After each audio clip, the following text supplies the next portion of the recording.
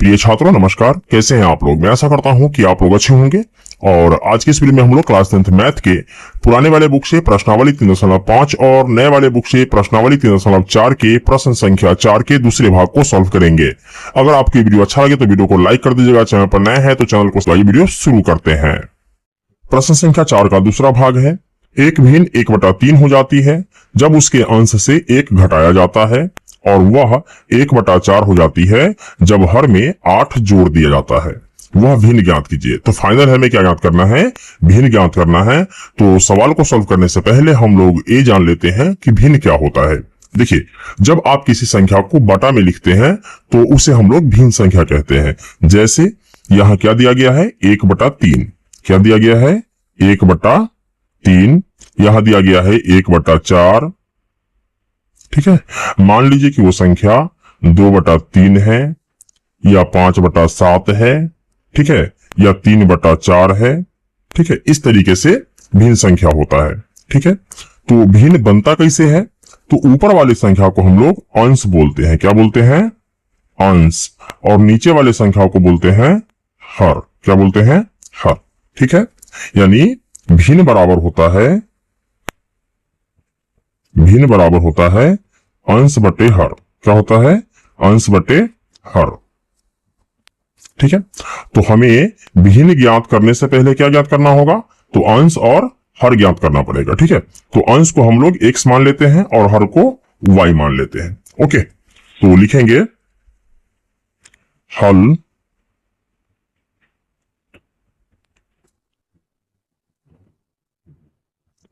मान लिया कि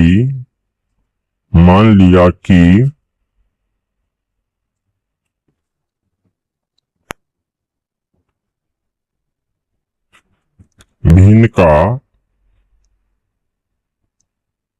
अंश बराबर x और हर बराबर y है। ये हमने क्या किया? मान लिया। ओके। तो भिन्न क्या हो जाएगा? इसलिए भिन्न बराबर क्या हो जाएगा? तो अंश बटे हर। क्या हो जाएगा?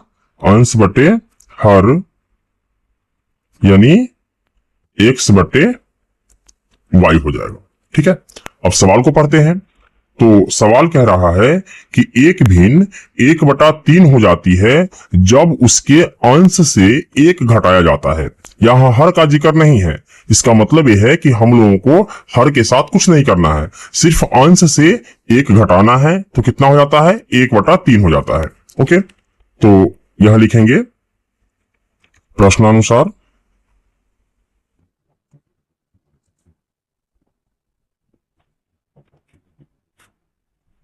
ठीक है। भिन्न क्या होता है? x बटा y। यही होता है ना। तो प्रश्न में कह रहा है कि अंश से 1 घटाया जाता है। तो अंश में से हमने क्या किया? 1 घटा दिया। ठीक है। हर के साथ कुछ नहीं किया। तो भिन्न कितना हो जाता है? 1/3 हो जाती है ना। तो ये हो जाएगा 1/3। ठीक है। अभी क्या है? तो बीच में बराबर है, और जब बराबर होता है तो क्या होता है? इस समीकरण हो जाता है। और समीकरण का नियम क्या होता है कि आप यहां क्रॉस यानी कि तिर्यक गुना करते हैं। ओके। तो 3 से गुना करेंगे x में तो क्या हो जाएगा? 3x। फिर 3 में गुना करेंगे 1 से तो क्या हो जाएगा? 3 एकम 3 बराबर y में 1 से गुना होगा तो y। अब इसको क्या करते हैं कि x और y को एक तरफ कर लेते हैं, और अचर पद को यानी कि सिर्फ जो अंक है उसको एक तरफ कर लेते हैं। तो ये हो जाएगा 3x प्लस का y। जब बराबर के इस तरफ आएगा तो क्या हो जाएगा? माइनस का y।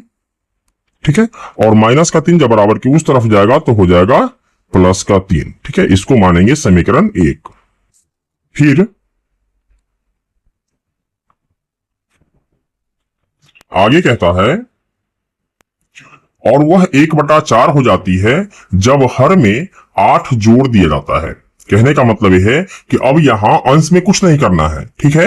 हर में क्या करना है? 8 जोड़ देना है। ओके। तो भिन्न क्या है? x।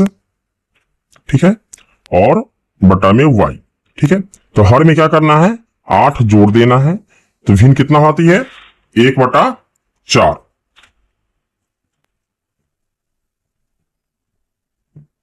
ठीक है, और फिर यहां क्या करेंगे, क्रॉस गुना कर लेंगे। तो 4 में x से गुना करेंगे तो क्या हो जाएगा 4x बराबर y प्लस 8 में 1 से गुना करेंगे तो क्या हो जाएगा y प्लस का 8। ठीक है, और फिर जैसे इसको हमने किया है पक्षांतर वैसे यहां भी कर लेंगे। तो 4x प्लस का y जब बराबर की इस तरफ आएगा तो क्या हो जाएगा माइनस का y, और 8 जो है बराबर के बाद ही है तो जैसे है वैसे ही रह जाएगा। ठीक है, ये हो जाएगा समीकरण 2। अब हम लोग क्या करते हैं, इस सवाल को विलोपन विधि से सॉल्व कर लेते हैं। ओके, तो सॉल्व करने से पहले समीकरण 1 और समीकरण 2 को एक साथ कर लेते हैं। तो यहां लिखेंगे समीकरण 1 क्या है 3x माइनस का y बराबर 3, यह है समीकरण 1।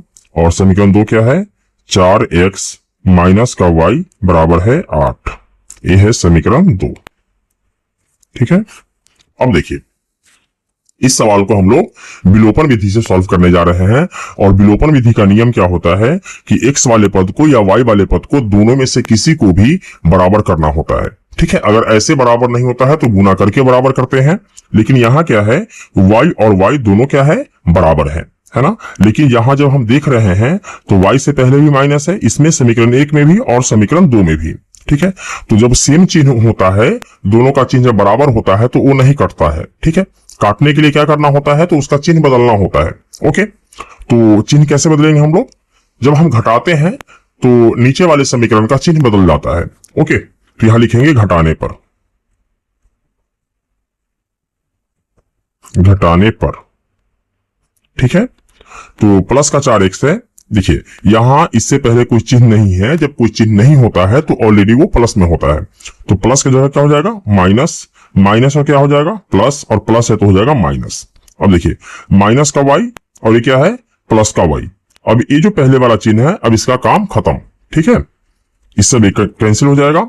माइनस का 4x और प्लस का 3x, क्या बचेगा माइनस का 1x। ठीक है, तो 1 नहीं लिखते हैं, 1 इसके अंदर छुपा हुआ होता है। ओके, बराबर माइनस का 8 है और प्लस का 3 है, जब घटाएंगे इसमें से इसको तो क्या बचेगा 5, और बड़े संख्या से पहले क्या है माइनस लगा हुआ है इसलिए यहां माइनस लगा देंगे। ठीक है, अब माइनस से माइनस कैंसिल हो जाएगा, यानी कि x का मान क्या आया, x का मान आया 5।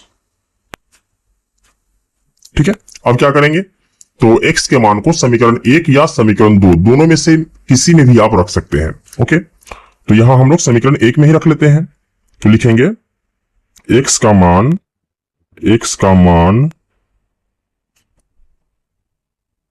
समीकरण 1 में रखने पर। ओके, तो समीकरण 1 क्या है 3x माइनस का y बराबर 3। ओके, तो 3 गुने x का मान क्या है 5 माइनस y बराबर 3। चलिए इधर चलते हैं, तो 5 दिया 15 माइनस का y बराबर 3। ओके, अब देखिए तो माइनस का y बराबर क्या है 3, और प्लस का 15 जब बराबर के इस तरफ आएगा क्या हो जाएगा माइनस का 15।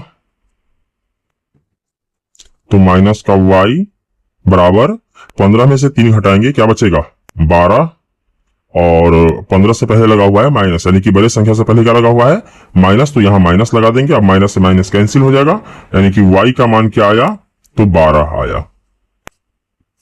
ठीक है, और हमें ज्ञात क्या करना था, देखिए यहां ज्ञात करना है भिन्न। ठीक है ना, तो भिन्न क्या होता है, भिन्न होता है अंश बटा हर, यानी कि x बटा y। तो यहां लिखेंगे इसलिए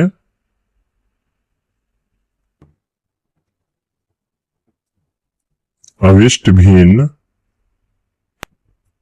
बराबर अंश बटे हर, अंश बटे हर, यानी x बटे y बराबर x का मान क्या था तो x का मान 5, तो यहां हो जाएगा 5 x के जगह पर, और y का मान कितना आया 12। ठीक है, यानी कि भिन्न क्या हो जाएगा 5/12, और यही क्या हो जाएगा इसका आंसर हो जाएगा। तो दोस्तों मैं उम्मीद करता हूं कि आपको ये सवाल समझ में आ गया होगा। अगर किसी प्रकार का कोई डाउट हो तो आप हमें कमेंट कर सकते हैं। मैं कोशिश करूंगा आप ये कमेंट का जवाब